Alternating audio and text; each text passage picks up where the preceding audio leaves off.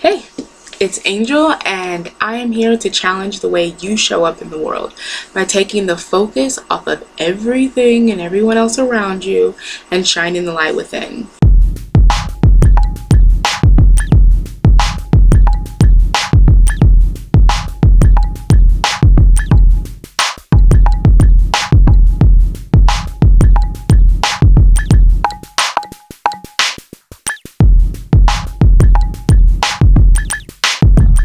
On today's episode of Angel Starr TV, I wanted to discuss the importance of releasing the story.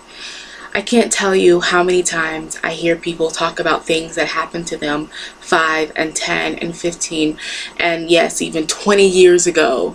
And I even find myself complaining or maybe blaming my current situation or the way that my life is unfolding on things that happened to me in the past, on the way that people have treated me in the past. But the truth is, it's not a reflection. What my future is not a reflection of my past. There's a choice that differentiates the two.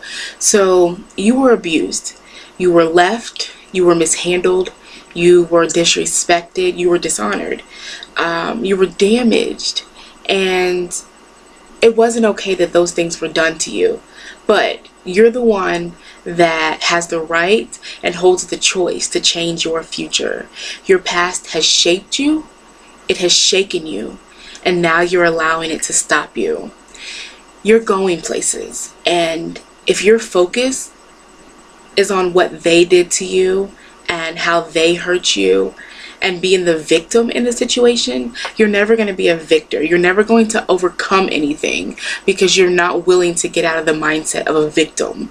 You cannot walk forward if you're looking behind you. Well, I mean, you can, but I wouldn't suggest it. It's not the easiest thing. So I want to give you 3 tips on how to get unstuck, how to release this story and move forward with your life. It's not easy, and I know it's not one of those things. I'm not trying to tell you to just get over it, but I'm saying move past it. You cannot repair your past. You can't redo your past. Your past can't do anything for you but give you a lesson and push you forward. So the past is there for a reference, not a reenactment. So what you've been through is not who you are. So these are my 3 tips. The first one is accept it. Accept that it's over. Accept that it happened to you. Maybe he left you and he broke your heart. You have to accept the fact that that happened to you. I know you're stuck and I can't believe, yeah, well, he did. He left you. He left you. He broke your heart. You have to accept what has happened to you in order to move forward.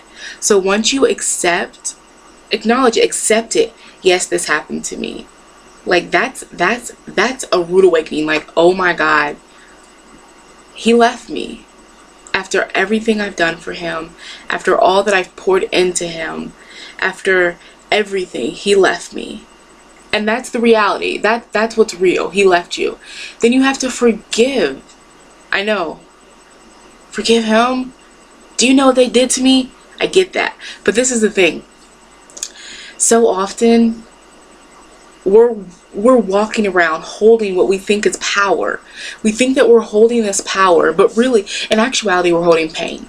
Because the people that have hurt us or the people that have abused and mishandled us, they're walking around enjoying the sun and dancing in the rain. They're making the best of life. And I'm not saying that they don't feel sorry for the things that they've done, but what I am saying is they're not losing sleep.